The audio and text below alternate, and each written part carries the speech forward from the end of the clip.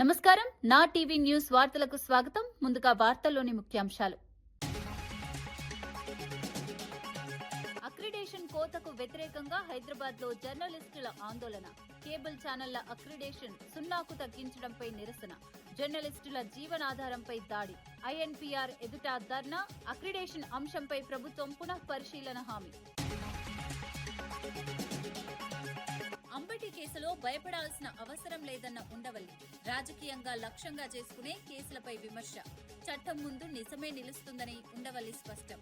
న్యాయ వ్యవస్థపై విశ్వాసం ఉంచాలని సూచన.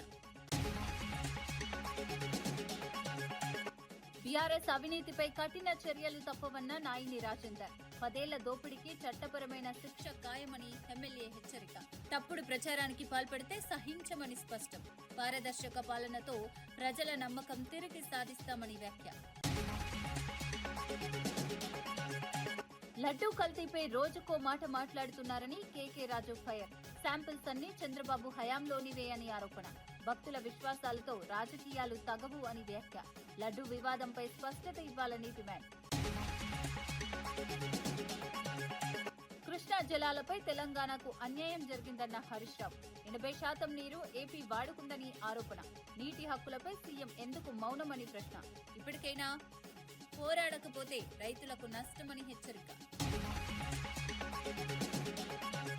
రాష్ట్ర వ్యాప్తంగా జర్నలిస్టులకు ఇచ్చే అక్రిడేషన్ కార్డుల సంఖ్యను తగ్గించేందుకు కాంగ్రెస్ ప్రభుత్వం ప్రయత్నిస్తోందని ఆరోపిస్తూ హైదరాబాద్ లో జర్నలిస్టులు రోడ్డెక్కారు. కేబుల్ టీవీ ఛానళ్ల యాజమాన్యాలు, ఎంప్లాయీస్, జేఏసీ ఆధ్వర్యంలో ఐఎన్పీఆర్ కార్యాలయం వద్ద భారీ నిరసన చేపట్టారు. గత ప్రభుత్వం హయాంలో 44 కేబుల్ ఛానళ్లకు రాష్ట్ర స్థాయిలో 12 అక్రిడేషన్ కార్డులు ఇచ్చేవారని, ఇప్పుడు ఆ సంఖ్యను పూర్తిగా సున్నాకు తీసుకురావడం అన్యాయమని ఆవేదన వ్యక్తం చేశారు. ఈ నిర్ణయం జర్నలిస్టుల జీవనాధారాన్ని దెబ్బతీస్తుందని అన్నారు. నిరసనలో పెద్ద సంఖ్యలో కేబుల్ ఛానళ్ల యాజమాన్యాలు, రిపోర్టర్లు, మీడియా ప్రతినిధులు పాల్గొన్నారు. సమస్యపై స్పందించిన అధికారులు ఈ నెల 13వ తేదీలోపు ప్రభుత్వ దృష్టికి తీసుకెళ్లి సానుకూలంగా పరిష్కరిస్తామని హామీ ఇచ్చారు.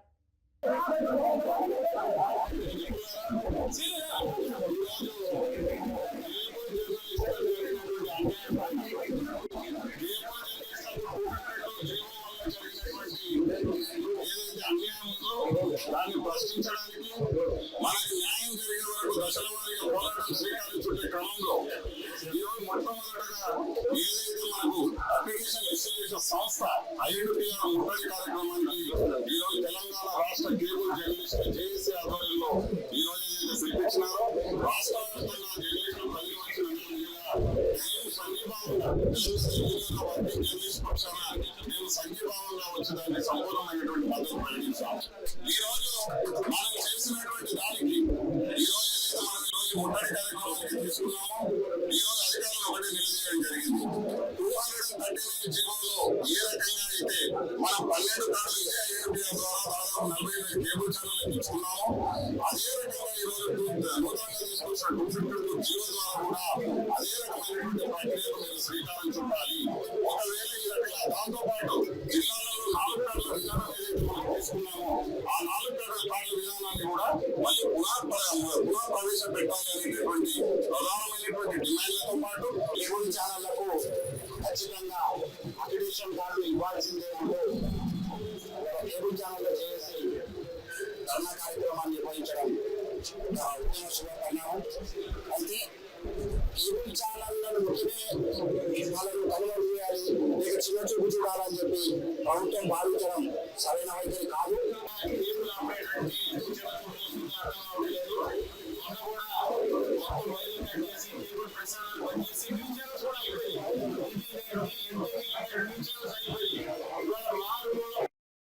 కేబుల్ ఆపరేటర్ ప్రతి ఒక్క కేబుల్ ఛానల్ పెట్టుకున్నారు.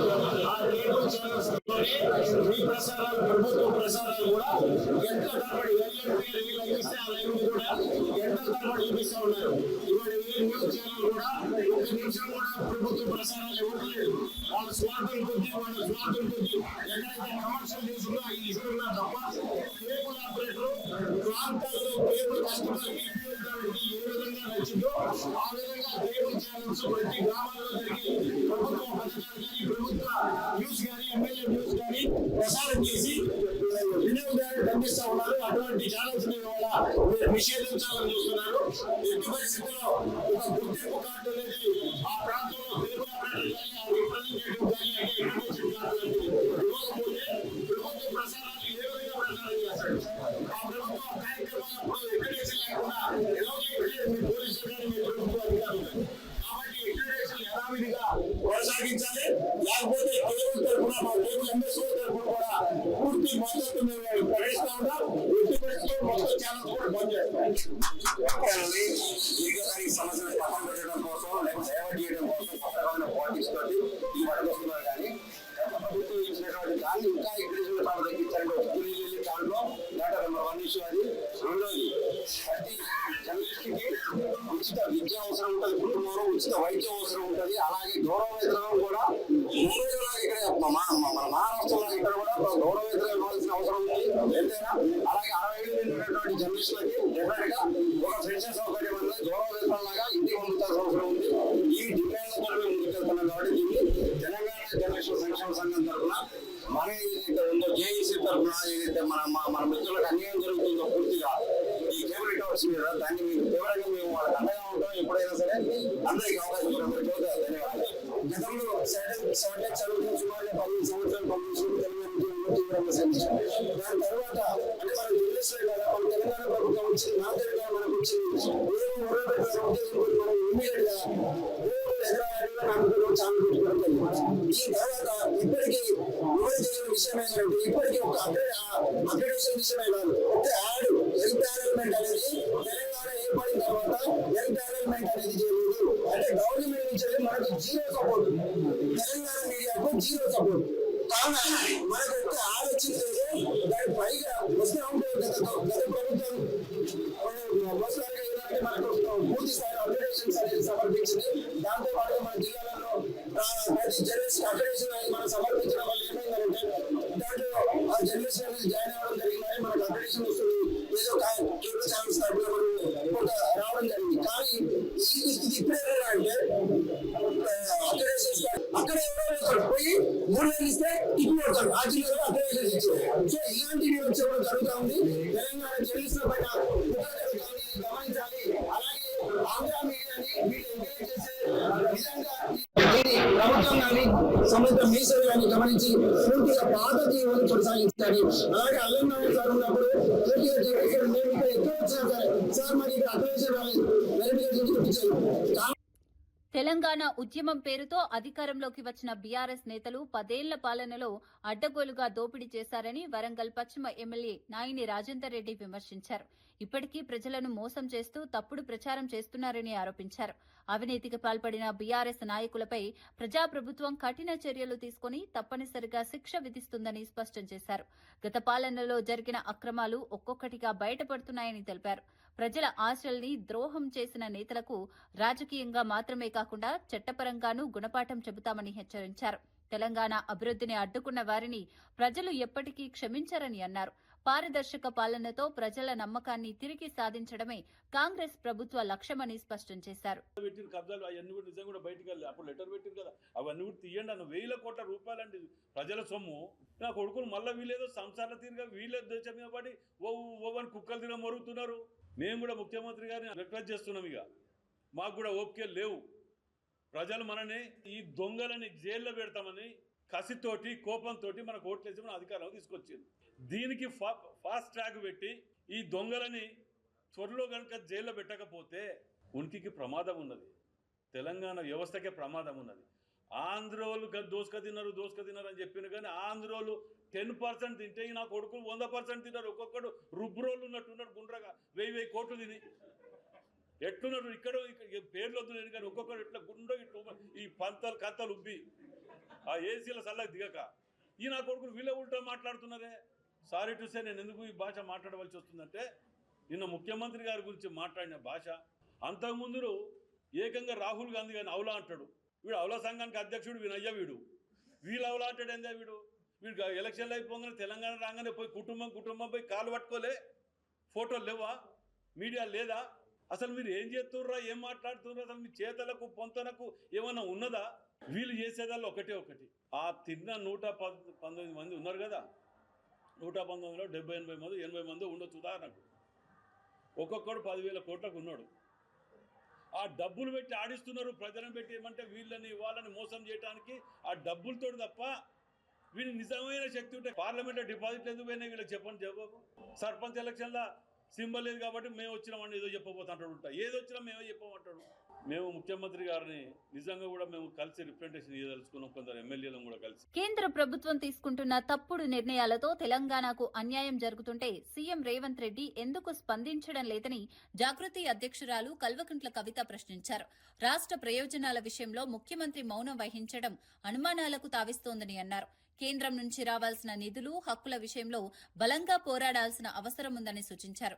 గతంలో రాష్ట్ర ప్రయోజనాల కోసం ఉద్యమించిన నాయకత్వం ఇప్పుడు ఎందుకు వెనక్కి తగ్గిందని ప్రశ్నించారు. కేంద్రం తీసుకునే ప్రతి నిర్ణయం తెలంగాణ ప్రజలపై ప్రభావం చూపుతుందని, అలాంటి సందర్భాల్లో సీఎం స్పందించకపోతే ప్రజల్లో ఆందోళన పెరుగుతుందని పేర్కొన్నారు. రాష్ట్ర హక్కుల పరిరక్షణలో ప్రభుత్వ వైఫల్యాన్ని ప్రజలు గమనిస్తున్నారని కవిత వ్యాఖ్యానించారు. ముఖ్యమంత్రి గారిని మేము ఒక 3 డిమాండ్లు చేస్తా ఉన్నాం. కేంద్ర ప్రభుత్వం ఏదైనా నిర్ణయం తీసుకున్నప్పుడు ఆ నిర్ణయం యొక్క ప్రభావం మన రాష్ట్ర ప్రజల మీద పడుతున్నప్పుడు ఈ రాష్ట్ర ముఖ్యమంత్రిగా మీరు స్పందించాలి. కానీ మీరు స్పందిస్తలేరు. దానికి 3 ఉదాహరణలు. లేబర్ కోడ్ మారితే ముఖ్యమంత్రి గారు ఎక్కడ మాట్లాడలేదు. 12వ తారీఖు నాడు బంద్ ఉంది. మొత్తం కూడా లేబర్ అంతా కూడా రోడ్ల మీదకి వస్తూ ఉన్నారు. ఆ బంద్కు జాగృతి సంపూర్ణంగా మద్దతు ప్రకటిస్తూ ఉన్నది. కానీ రాష్ట్ర ప్రభుత్వంగా, రాష్ట్ర ముఖ్యమంత్రిగా మీరు ఈ లేబర్ కోడ్లను, లేబర్ చట్టాలను వ్యతిరేకించాలని నేను డిమాండ్ చేస్తూ ఉన్నాను. రెండవది, బీసీ బిడ్డలకు సంబంధించి జనగణనలో కనీసం ఓబీసీ కాలం పెట్టకపోతే ఇంతవరకు ముఖ్యమంత్రి గారు స్పందించలేదు, కేంద్ర ప్రభుత్వానికి ఉత్తరం రాయలేదు. ఎందుకంత చిన్న చూపు మీకు బీసీలు అంటే?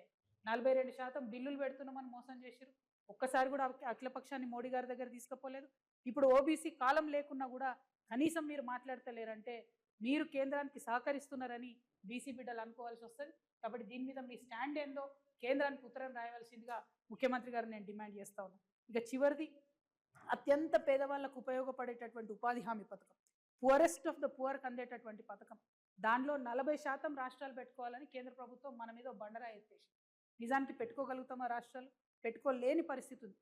అయినా ముఖ్యమంత్రి గారి కార్యాలయం నుంచి ఒక్క ఉత్తరం కూడా ఎందుకు రాయలేదు? ఎన్ఆర్ఈజీఎస్ పేరు మార్పు మీద మాట్లాడుతున్నారు తప్పితే ఎన్ఆర్ఈజీఎస్ 40% రాష్ట్రం పెట్టుకోవాల్సి వస్తే ఎంత నష్టం జరుగుతుందన్న విషయం గురించి మీరు ఎందుకు మాట్లాడతలేరని ముఖ్యమంత్రి గారు నేను ప్రశ్నిస్తూ, మరి అంశాలన్నీ కూడా మేము చెప్పిన అంశాలన్నీ కూడా బడ్జెట్లో వచ్చే విధంగా, ఇదే మీకు last full budget, next budget election budget అవుతుంది కాబట్టి దీంట్లో మీరు ఇచ్చినటువంటి మాటలన్నీ కూడా నిలబెట్టుకునే విధంగా ప్రవర్తించాలని చెప్పి డిమాండ్ చేస్తాం. బీజేపీ మక్తల్ అభ్యర్థి మహదేవప్ప ఆత్మహత్యపై బీజేపీ రాష్ట్ర అధ్యక్షుడు రామచంద్రరావు తీవ్రంగా స్పందించారు. ఎన్నికల్లో గెలుస్తామన్న ధీమాతో డీకే అరుణ నిర్వహించిన ర్యాలీలో మహదేవప్ప పాల్గొన్నాడని తెలిపారు. అయితే కొందరు బెదిరింపులకు పాల్పడి కొడతాం, చంపుతామంటూ భయపెట్టారని, ఆ విషయాన్ని మహదేవప్ప భార్య స్వయంగా డీకే అరుణకు తెలిపిందన్నారు. ఆ భయంతోనే మహదేవప్ప ఆత్మహత్యకు పాల్పడ్డాడని ఆరోపించారు. పోలీసులను ఆశ్రయించి ఫిర్యాదు ఇచ్చేందుకు ప్రయత్నించినా పోలీసులు నిర్లక్ష్యంగా వ్యవహరించారని మండిపడ్డారు. బాధిత కుటుంబానికి న్యాయం జరగాలంటే సమగ్ర విచారణ అవసరమని, బాధ్యులపై కఠిన చర్యలు తీసుకోవాలని డిమాండ్ చేశారు. ఎర్లీ మార్నింగ్ లేచి అతను సూసైడ్ చేసుకున్నాడు. ఈ విషయము తన భార్య మీడియా ముందు, అదేవిధంగా టీకేఆర్ నగర్ ఎంపీ గారికి చెప్పారు. మా కార్యకర్తలు కూడా అక్కడ పోయినప్పుడు, అక్కడ ఆమెతో మాట్లాడినప్పుడు ఇదే మాట చెప్పింది. ఈ మాట చెప్పిన తర్వాత మేము హాస్పిటల్లో పోయినప్పుడు పోస్ట్మార్టం దగ్గరికి, పోస్ట్మార్టం ఇంకా చేయకముందు మాకు తెలిసిన విషయం ఏంటంటే, అక్కడ స్థానిక పోలీసు వాళ్ళ అమ్మాయిని పిలిపించి అక్కడ ఇంటి దగ్గర బయట వాళ్ళు రాసి, ఇట్నే ఒక రాసి కంప్లైంట్ చేయని చెప్పి ఆమె బాధతో ఉండి, వాళ్ళు ఏం పోలీసు వారే కదా, వాళ్ళని నమ్మి రాసి ఆమె సంతకం పెట్టి, మన మమ్మతో సంతకం పెట్టించింది. ఈ మాట ఆమె కూడా మీడియా ముందు, పోలీసు డిఎస్పీల ముందు చెప్పింది. ఆమె ఇంత ఘోరంగా పోలీసు ప్రవర్తిస్తారంటే మేము ఊహించలేము. ఒక అమాయక ప్రాణం, బరి ఒక యువకుడు 40-45 సంవత్సరాల యువకుడు ప్రాణం పోతే నిర్దయంగా ఈరోజు పోలీసు అక్కడ చేసినటువంటి ఒక ఏదైతే పని ఉందో, ఇది నిజంగా యావత్ పోలీసు ఫోర్స్కు అది ఒక అవమానకరమైనటువంటి సంఘటన. కృష్ణా నదీ జలాలను ఆంధ్రప్రదేశ్ ఇష్టానుసారంగా తరలించుకుపోతోందని స్వయంగా తెలంగాణ ఈఎన్సీ కేఆర్ఎంబీకు లేఖ రాసిన విషయాన్ని హరీష్ రావు గుర్తు చేశారు. ఈ ఏడాది కృష్ణా నదిలో 80% నీటిని ఏపీ వాడుకుందని ఆరోపించారు.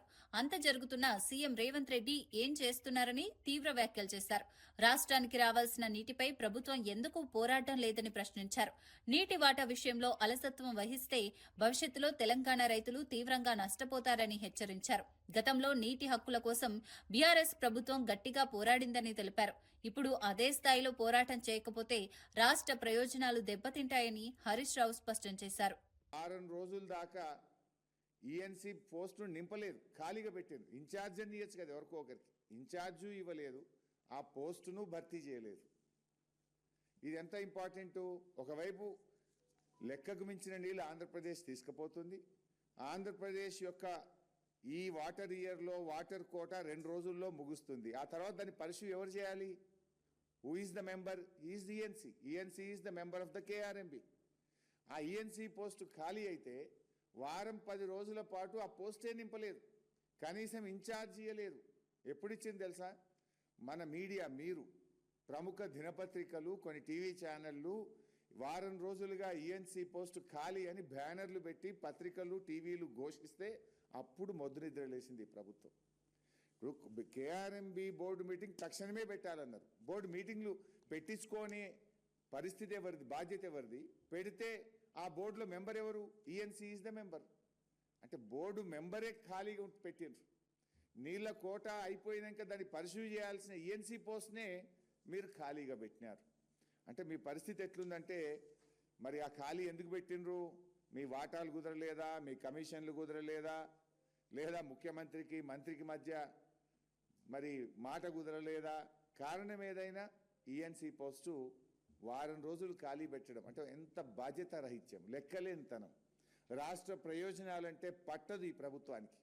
మన నీళ్లు అడ్డగోలుగా దోచుకుపోతుంటే దాన్ని ప్రభుత్వమే చూడాలి.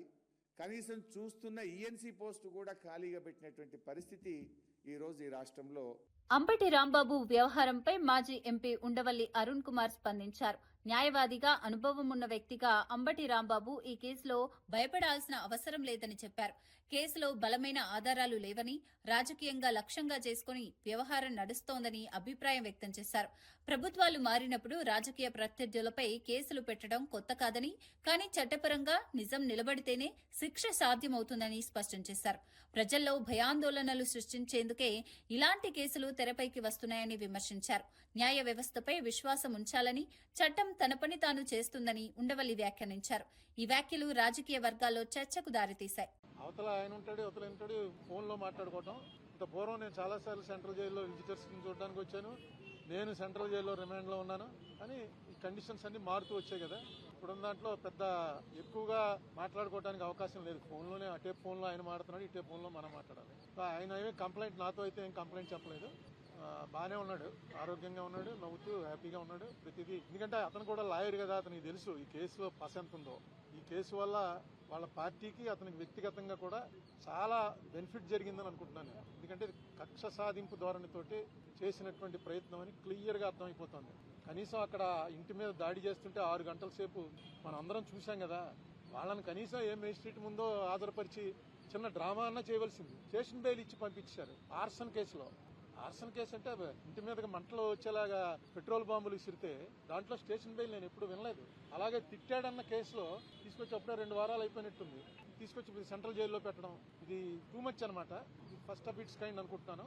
ఏదైనా చూద్దాం ఎటు దారి తీసుకు. రాష్ట్ర వ్యాప్తంగా జరిగిన మున్సిపల్ ఎన్నికల్లో కాంగ్రెస్ పార్టీ భారీ విజయం సాధించబోతోందని మంత్రి పొంగులేటి శ్రీనివాసరెడ్డి ధీమా వ్యక్తం చేశారు. జూబ్లీహిల్స్ ఉప ఎన్నికను రెఫరెండంగా చిత్రీకరించిన నేతలు ప్రజలు ఇచ్చిన తీర్పుతో మౌనంగా మారారని అన్నారు. ప్రజల సంక్షేమం, అభివృద్ధే కాంగ్రెస్ విజయానికి కారణమని పేర్కొన్నారు. మున్సిపల్ ఎన్నికల ఫలితాలు కూడా ఇదే ధోరణిలో ఉంటాయని ముందే అంచనా వేసిన మేధావుల మాటలు నిజమవుతున్నాయని చెప్పారు. ప్రజలు గత పాలనలో జరిగిన అవినీతి, నిర్లక్ష్యాన్ని గుర్తుపెట్టుకుని ఓటు వేశారని అన్నారు. స్థానిక సంస్థల ఎన్నికల్లో కాంగ్రెస్ కు లభించిన ఆదరణ రాబోయే రాజకీయాలకు దిశానిర్దేశం చేస్తుందని మంత్రి అభిప్రాయపడ్డారు. ఎన్నికలు మాకు రెఫరెండం అని మేము చెప్పలే.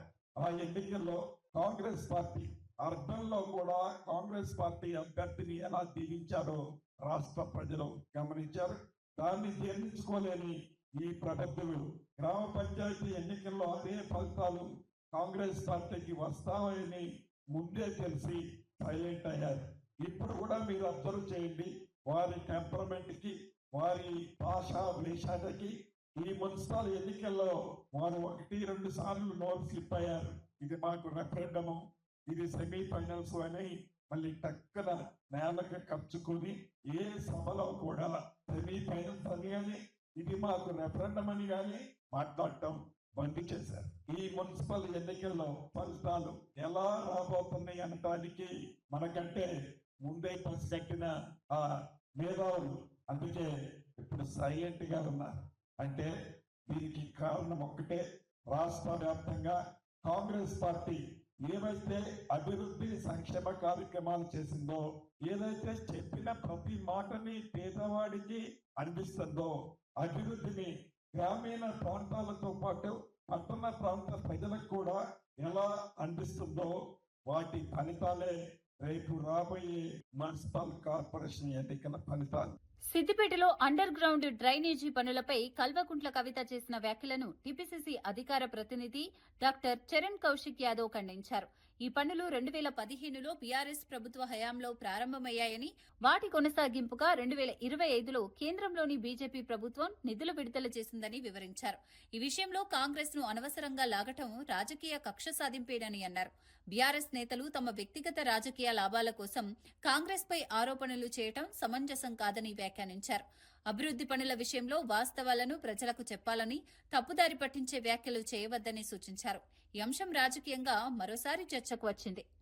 జాగృతి అధ్యక్షురాలు కల్వకుంట్ల కవిత గారు ఈరోజు మాట్లాడుతూ కాంగ్రెస్ ప్రభుత్వం అధికారంలోకి వచ్చిన తర్వాత రాష్ట్ర వ్యాప్తంగా ఎక్కడ కూడా అండర్ డ్రైనేజ్కి నిధులు కేటాయించలేదు. కానీ గుంటనక్క హరీష్ రావు గారు నియోజకవర్గంలో సిద్దిపేటలో కేటాయించింది కాంగ్రెస్ ప్రభుత్వం. హరీష్ రావు గారికి రేవంత్ రెడ్డి గారు కావచ్చు, కాంగ్రెస్ ప్రభుత్వానికి సత్సంబంధాలు ఉన్నాయి. హరీష్ రావు గారిని కాపాడేదే కాంగ్రెస్ పార్టీ అని చెప్పేసి కల్వకుంట్ల కవిత గారు మాట్లాడుతారు. వారి వ్యాఖ్యలను తీవ్రంగా ఖండిస్తూ 2015లోనే సిద్దిపేటకు సంబంధించి అండర్ గ్రౌండ్ డ్రైనేజ్ కోసం 300 కోట్ల రూపాయలు ఆనాడే కేటాయించుకున్నారు.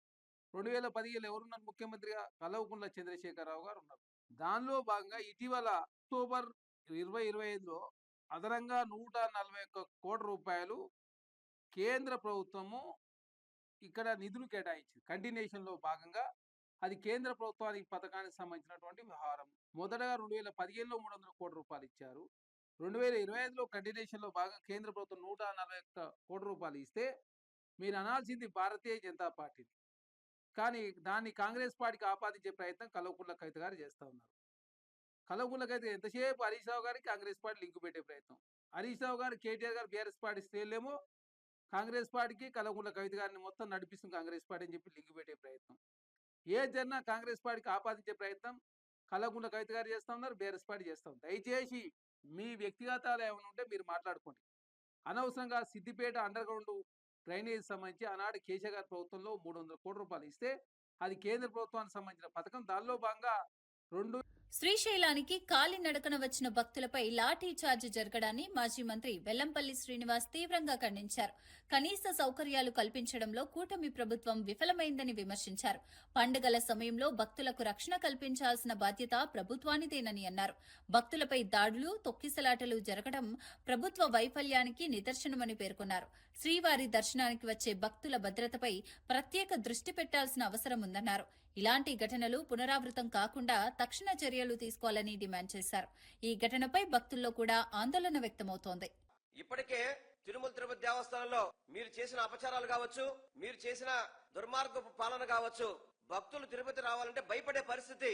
పోయిన ముక్కోటి ఏకాదశి అయితే భక్తులు లేక మీరు జనరల్ పబ్లిక్ కూడా వదిలిన పరిస్థితి మేము చూసాం. అమ్మా, మీ ఏఎస్పీ గారు లాఠీ చార్జ్ చేస్తారు కదా, ఏం యాక్షన్ తీసుకున్నారు? మీరు చెప్పడానికి చాలా నీతులు చెప్తారు బయట కూర్చొని, టీచర్ అమ్మలాగా మాత్రం బాగా నీతులు చెప్తారు. ఎవరైతే ఇన్స్టిట్యూషన్ లో మీ వ్యవస్థలో ఎవరైనా తప్పు చేస్తే వ్యవస్థ పైన ఉన్న అధికారిని సస్పెండ్ చేయాలి కదా అంటారు. ఈ రోజు మీ ఏఎస్పీ చేసిన పనికి మిమ్మల్ని బర్తరఫ్ చేయాలని చెప్పి నేను డిమాండ్ చేస్తున్నాను. ఈ తప్పుకు నైతిక బాధ్యత వహిస్తూ హోమ్ మినిస్టర్ రాజీనామా చేయాలి. అన్ని సేవలు రద్దు చేశారు. పల్లకి సేవ అని, కళ్యాణోత్సవాలు అని చెప్పి అన్ని సేవలు రద్దు చేశారు.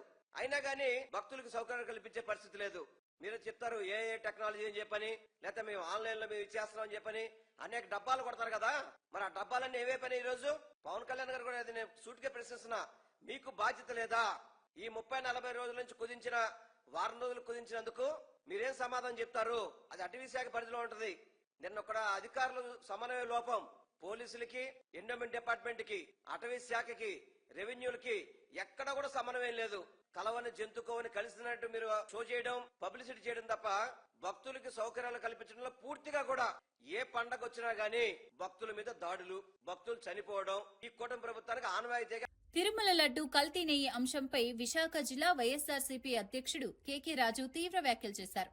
మొదట జంతు కొవ్వు కలిసిందని ప్రచారం చేసి ఇప్పుడు హార్పిక్, రసాయనాలు కలిశాయని కొత్త ఆరోపణలు చేస్తున్నారని మండిపడ్డారు. పరీక్షలకు పంపిన శాంపిల్స్ అన్ని చంద్రబాబు అధికారంలో ఉన్న సమయంలో తీసుకున్నవేనని గుర్తు చేశారు. కాబట్టి ఈ వ్యవహారంపై సమాధానం చెప్పాల్సింది చంద్రబాబేనని డిమాండ్ చేశారు. ప్రజలను గందరగోళానికి గురి చేసేలా రోజుకో మాట మారుస్తున్నారని ఆరోపించారు. కోట్లాది భక్తుల విశ్వాసాలకు సంబంధించిన అంశంలో రాజకీయాలు చేయటం తగదని అన్నారు. ఈ వివాదం ఇంకా కొనసాగుతోంది. మన ఎన్ని అబద్ధాలు చెప్పినా, ఎన్ని అసత్యాలు చెప్పినా, ఎన్ని మోసాలు చెప్పినా, ఏ విధంగా మోసాలతో, అబద్ధాలతో, అసత్యాలతో పక్క పార్టీలను అడ్డం పెట్టుకుని ఓట్లు వేయించుకుంటున్నామో ఇది కూడా అలాగే నమ్ముతారనే ఉద్దేశంతో ఆయన ఇచ్చిన ఆర్డర్స్ని, ఆయన హయాంలో ఇచ్చిన ఆర్డర్స్ని కూడా మర్చిపోయే రోజు మాట్లాడుతున్నారు. ఇది 2019 మార్చి నెలలో 82,000 బోలే బాబాని తీసుకొచ్చింది టీటీడీకి చంద్రబాబు నాయుడు గారు అనేది మనకు రికార్డ్స్ లో కూడా చూడొచ్చు. మార్చి 6, 2019 చంద్రబాబు నాయుడు గారి ప్రభుత్వం, చంద్రబాబు నాయుడు గారి ముఖ్యమంత్రిగా ఉన్నప్పుడు 82 కేజీల నెయ్యిని టిన్నుల ద్వారా సప్లై చేయడానికి టెండర్ ఇచ్చారు. టిన్నుల ద్వారా. మీకు ఆశ్చర్యకరమైన విషయం ఏంటంటే బోలే బాబాకి 2019 మార్చి 6వ తారీఖున చంద్రబాబు నాయుడు గారు ముఖ్యమంత్రిగా ఉన్నప్పుడు ఇచ్చిన ఆర్డర్కి కేజీ విలువ 291 రూపాయి మాత్రమే. అంటే వాస్తవాలు ఈరోజు ప్రజలకు తెలియాల్సిన అవసరం ఉంది. కేవలం 291 రూపాయి ఈ బోలే బాబాకి చంద్రబాబు నాయుడు గారు ఆంధ్రప్రదేశ్ టీటీడీకి తీసుకొచ్చి ఇచ్చినప్పుడు ఆర్డర్ 291 రూపాయికి. మళ్ళీ ఏప్రిల్ 19వ తారీఖున 82,000 కేజీలతో పాటు 12,300 కేజీ సప్లై కూడా చంద్రబాబు నాయుడు గారు ఇచ్చారు. చంద్రబాబు నాయుడు గారిని, ఈ కూటమి నాయకుల్ని మొన్న మొత్తం క్యాబినెట్ మొత్తం బంతి భోజనానికి కూర్చున్నారు. కూర్చున్నప్పుడు మీరు మాట్లాడిన పెద్దలందరినీ ఒకటి అడుగుతున్నాం. కేజీ 291 రూపాయలకి సప్లైకి 82,000 కేజీలకి ఆర్డర్ ఇవ్వలేదు అని మీరు ఈరోజు వెంకటేశ్వర స్వామి. పశ్చిమ గోదావరి జిల్లా పాలకొల్లులో కొనసాగుతున్న పలు అభివృద్ది పనులను మంత్రి నిమ్మల రామానాయుడు పరిశీలించారు. పట్టణంలో జరుగుతున్న రహదారుల విస్తరణ, డ్రైనేజీ వ్యవస్థ, తాగునీటి సరఫరా, మున్సిపల్ మౌలిక వసతుల అభివృద్దిపై అధికారులతో సమీక్ష నిర్వహించారు. ప్రజలకు ఇబ్బందులు లేకుండా పనులు వేగంగా, నాణ్యతతో పూర్తి చేయాలని మంత్రి అధికారులను ఆదేశించారు. గతంలో ఆలస్యమైన పనులను గుర్తించి తక్షణమే పూర్తి చేయాల్సిందిగా సూచించారు. ముఖ్యంగా వర్షాకాలాన్ని దృష్టిలో పెట్టుకుని డ్రైనేజీ పనులకు ప్రాధాన్యం ఇవ్వాలని చెప్పారు. ప్రభుత్వ నిధులు సక్రమంగా వినియోగించుకుంటూ పట్టణాన్ని అభివృద్ది దిశగా తీసుకెళ్లాలన్నారు. ప్రజా సమస్యల పరిష్కారమే ప్రభుత్వ లక్ష్యమని స్పష్టం చేశారు. పాలకొల్లును ఆదర్శ పట్టణంగా తీర్చిదిద్దేందుకు ప్రభుత్వం కట్టుబడి ఉందని మంత్రి తెలిపారు.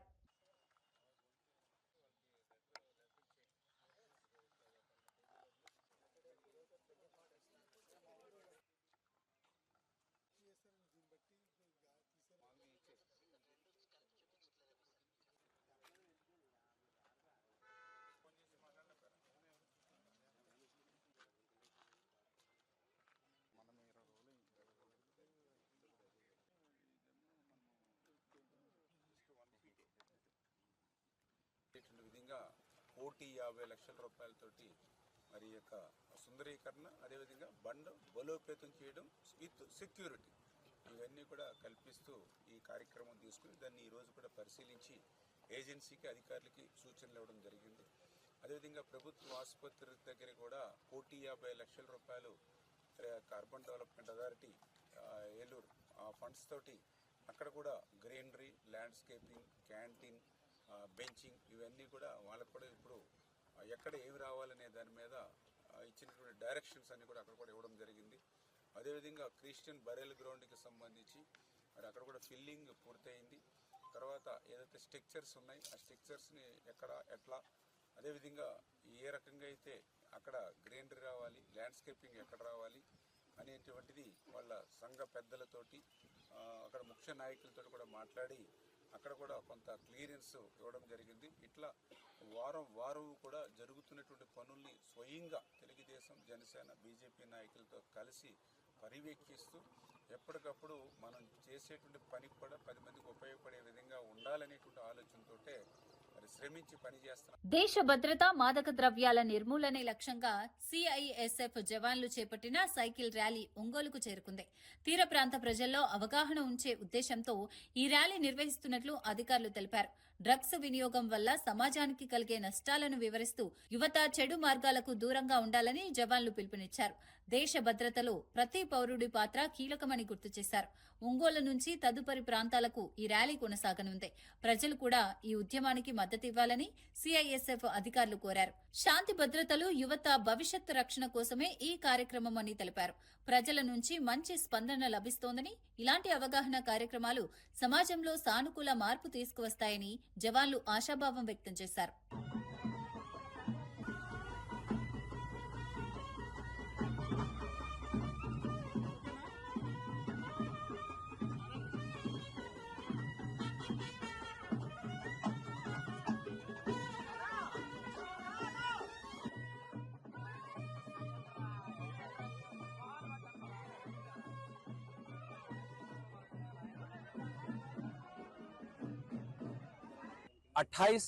जनवरी को इसका फ्लैग ऑफ किया गया।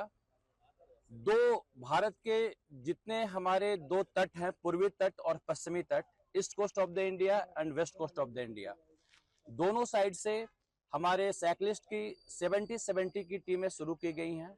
बेसिक पर्पस जो हमारा इस वंदे मातरम कोस्टल साइक्लोथॉन का है वो है सुरक्षित तट, समृद्ध भारत। सुरक्षित तट, safe coast, secure and prosperous India. इस थीम को लेकर के गवर्नमेंट ऑफ इंडिया के जितने भी इनिशिएटिव्स हैं उनको हम, जितने भी हमारे कोस्टल इंडिया में जो भी कम्युनिटी रहती है, हम उनके बीच उनको जागरूक फैला रहे हैं। CSF central armed force of the union है। हमारी जो सुरक्षा के जो दायरे हैं वो भारत सरकार के जितने भी पोर्ट्स हैं, भारत सरकार के जितने एयरपोर्ट्स हैं, जितने इकोनॉमिक इंस्टॉलेशंस हैं, जितने पब्लिक सेक्टर अंडरटेकिंग्स हैं, न्यूक्लियर इंस्टॉलेशंस हैं, डिपार्टमेंट ऑफ स्पेस के इंस्टॉलेशंस हैं, even VIP security, disaster management, हर जगह सीएसएफ की एक अपनी पहुंच है और हम अपनी सिक्योरिटी को पूरे संजीदगी से, पूरे डिवोशन के साथ हम दे रहे हैं।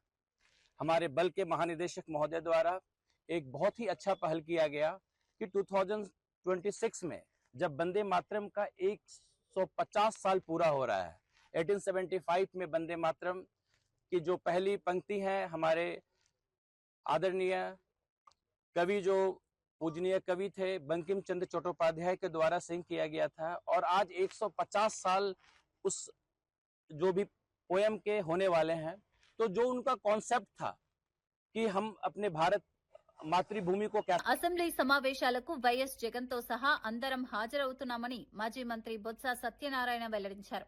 ప్రజాస్వామ్యంలో అసెంబ్లీ కీలకమైన వేదిక అని, ప్రజా సమస్యలపై చర్చించేందుకే తమ హాజరు అని ఆయన తెలిపారు. రాష్ట్రంలో జరుగుతున్న పరిణామాలు, ప్రభుత్వ విధానాలపై అసెంబ్లీలో గట్టిగా ప్రశ్నిస్తామని స్పష్టం చేశారు. ప్రజలకు సంబంధించిన అంశాలను లేవనెత్తడమే తమ బాధ్యత అని అన్నారు. ప్రతిపక్ష హోదాలో ప్రభుత్వాన్ని ప్రశ్నించడం సహజమని పేర్కొన్నారు. అసెంబ్లీ సమావేశాల్లో ప్రజా ప్రయోజనాలే ప్రథమ లక్ష్యంగా వ్యవహరిస్తామని చెప్పారు. రాజకీయ విభేదాలకు అతీతంగా ప్రజల సమస్యలపై చర్చ జరగాలని ఆకాంక్షించారు. ఈ సమావేశాలు రాష్ట్ర రాజకీయాల్లో కీలకంగా మారనున్నాయని రాజకీయ వర్గాలు విశ్లేషిస్తున్నాయి. ఇవాళ కూడా చంద్రబాబు నాయుడు గారు చెప్తున్నాం, ఏదైతే మీరు వేసిన ఎంక్వైరీ కమిటీ ఉందో ఆ ఇచ్చిన రిపోర్ట్ని మీరు బహిర్గతం చేయండి, మాకు అభ్యంతరం, దాని ప్రకారం మీరు ఏ నిర్ణయం తీసుకోండి. ఇంకో విషయాన్ని కూడా మీకు ఇవాళ చంద్రబాబు నాయుడు మీరు అడిగారు కాబట్టి చెప్తున్నారు, నేను ఆ విషయంకి వెళ్ళను. ఏకసభ్య కమిషన్ వేస్తా అని చెప్పారా? అసలు చంద్రబాబు నాయుడు పరిపాలన దక్షత ఉందా? అసలు ఆలోచన ఉందా? అతనికి నిబంధనలు తెలుసా? ఏ రకంగా వేసిన ఎంక్వైరీ చేసి రిపోర్ట్ వస్తే దాని మీద ఏ రకంగా మళ్ళీ ఏకసభ్య కమిషన్ వేస్తాడండి? How it is? ఆయనకి ఎక్కడ ఉంది అది? సుప్రీంకోర్టు నియమించిన వ్యవస్థ ఒక సిట్ వేసి అందులో సిబిఐ ఆఫీసర్లు, స్టేట్కి సంబంధించిన అధికారులు ఉన్న తర్వాత దాని మీద మళ్ళీ యాక్సెప్ట్ కమిషన్ చేస్తానడానికి మాకేమీ అభ్యంతరం కాదు. కానీ చట్టం ఎందుకు అది అనుసరించదు.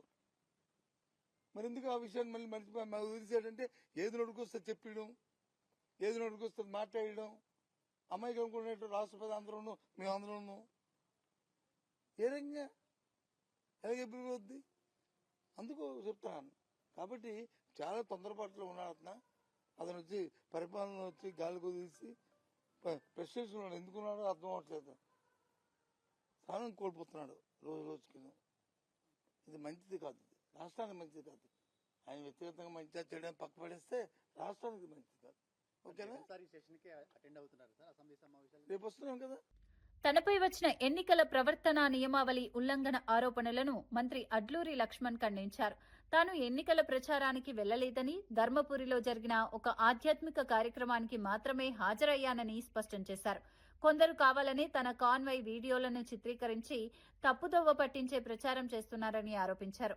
మున్సిపల్ ఎన్నికల్లో ఓటమి భయంతోనే బీఆర్ఎస్ నాయకులు తనపై బురద జల్లే ప్రయత్నం చేస్తున్నారని మండిపడ్డారు. ఎన్నికల నిబంధనను తాను ఎక్కడా ఉల్లంఘించలేదని స్పష్టం చేశారు. ప్రజల్లో గందరగోళం సృష్టించేందుకే ఇలాంటి ఆరోపణలు చేస్తున్నారని విమర్శించారు. నిజాలు బయటకు వస్తాయని, ప్రజలు అన్ని విషయాలు గమనిస్తున్నారని మంత్రి అడ్లూరి లక్ష్మణ్ తెలిపారు. మా వెహికల్కి ఛార్జ్ చేస్తారు, గవర్నమెంట్ నిబంధనలకు అనుగుణంగా ఛార్జ్ చేస్తారు. నేను ఎక్కడ కూడా ఎలక్షన్ కోడ్ కానీ ఎలక్షన్ నిబంధనలు కానీ నేను ఉల్లంఘించలేదు. మేము ఇక్కడ నుంచి రాయపట్నంకు వెల్గటూరుకు దర్బార్కి వెళ్తున్న ప్రక్రియ లోపల అక్కడ స్వామివారి యొక్క ప్రవచనాలు, శ్రీకృష్ణ భగవానుడి ప్రవచనాలు జరుగుతుంటే ఆ ప్రవచనాలు వినడానికి ఆ కారులో ఆ విధంగా వెళ్ళింది. ఎందుకంటే భద్రతా పరంగా వాళ్ళ డ్యూటీ వాళ్ళు చేస్తారు. భద్రతా పరంగా ముంగట పైలో వెహికల్, ఇంకా వెహికల్ నా గవర్నమెంట్ ప్రభుత్వ నిబంధనలకు అనుగుణంగా ఎలక్షన్ కోడ్లో డబ్బులు చెల్లించుకుంటూ నడిపే వెహికల్. నేను ఇక్కడి నుంచి నేను ఇక్కడనే ఉంటున్నా, మీరు ఓట్లేసి గెలిపిస్తాను కదా. ఇక్కడి నుంచి నేను పోతున్న దారిలోకి వెళ్ళి పోతున్న దారిలో ఫోటో కూడా తీసి పనికిమాని చేత కానీ ఇక పెట్టిన వాళ్ళు ఎవరో నాకు తెలియదు, కానీ ఈ స్థాయికి దిగజారిపోయింది. ఇక వాళ్ళ విఘ్నతకు వదిలిపెడుతుంది. ఎలక్షన్ కోడ్ నిబంధనలు ఉల్లంఘించినట్టుకుంటే రాతపూర్వకంగా మాజీ మంత్రి ఉన్నాడు కదా, రాతపూర్వకంగా నా మీదేనండి, దానికి నేను ఫేస్ చేస్తాను. అటువంటి ఏమంటారు డిప్రెస్కి లోనైపోతున్నారు. భద్రతాపరంగా పోవాలని చెప్తే పోలీసు అధికారులకు ఒక రాష్ట్ర క్యాబినెట్ మంత్రిగా అలా సహకరించుకుంటూ పోతున్నా. 1 కిలోమీటర్కి 63 రూపాయలు చొప్పున నేను పే చేస్తున్నాను. అది ఇక్కడ నుంచి ఇట్లా యూటర్న్ చేసుకొని బ్రాహ్మణ సంఘంకి వెళ్ళి ఇట్లా పోతే కూడా అది కూడా సోషల్ మీడియాలో పెట్టి వైరల్ చేసుకునేటువంటి దుస్థితి. వార్తలు ముగించే ముందు ముఖ్యాంశాలు మరోసారి. అక్రిడేషన్ కోతకు వ్యతిరేకంగా హైదరాబాద్ లో జర్నలిస్టుల ఆందోళన. కేబుల్ ఛానళ్ల అక్రిడేషన్ 0కు తగ్గించడంపై నిరసన. జర్నలిస్టుల జీవనాధారంపై దాడి. ఐఎన్పీఆర్ ఎదుట ధర్నా. అక్రిడేషన్ అంశంపై ప్రభుత్వం పునః పరిశీలన హామీ. అంబటి కేసులో భయపడాల్సిన అవసరం లేదన్న ఉండవల్లి. రాజకీయంగా లక్ష్యంగా చేసుకునే కేసులపై విమర్శ. చట్టం ముందు నిజమే నిలుస్తుందని ఉండవల్లి స్పష్టం. న్యాయ వ్యవస్థపై విశ్వాసం ఉంచాలని సూచన. బీఆర్ఎస్ అవినీతిపై కఠిన చర్యలు తప్పవన్న నాయిని రాజేందర్. 10 ఏళ్ల దోపిడీకి చట్టపరమైన శిక్ష ఖాయమని ఎమ్మెల్యే హెచ్చరిక. తప్పుడు ప్రచారానికి పాల్పడితే సహించమని స్పష్టం. పారదర్శక పాలనతో ప్రజల నమ్మకం తిరిగి సాధిస్తామని వ్యాఖ్య. లడ్డూ కల్తీపై రోజుకో మాట మాట్లాడుతున్నారని కేకే రాజు ఫైర్. శాంపిల్స్ అన్ని చంద్రబాబు హయాంలోనివే అని ఆరోపణ. భక్తుల విశ్వాసాలతో రాజకీయాలు తగవు అని వ్యాఖ్య. లడ్డూ వివాదంపై స్పష్టత ఇవ్వాలని డిమాండ్. కృష్ణా జలాలపై తెలంగాణకు అన్యాయం జరిగిందన్న హరీష్ రావు. 80% నీరు ఏపీ వాడుకుందని ఆరోపణ. నీటి హక్కులపై సీఎం ఎందుకు మౌనమని ప్రశ్న. ఇప్పటికైనా పోరాడకపోతే రైతులకు నష్టమని హెచ్చరిక. ఇవి ఈనాటి వార్తా విశేషాలు. మరో బులెటిన్లో మళ్ళీ కలుద్దాం. నమస్కారం.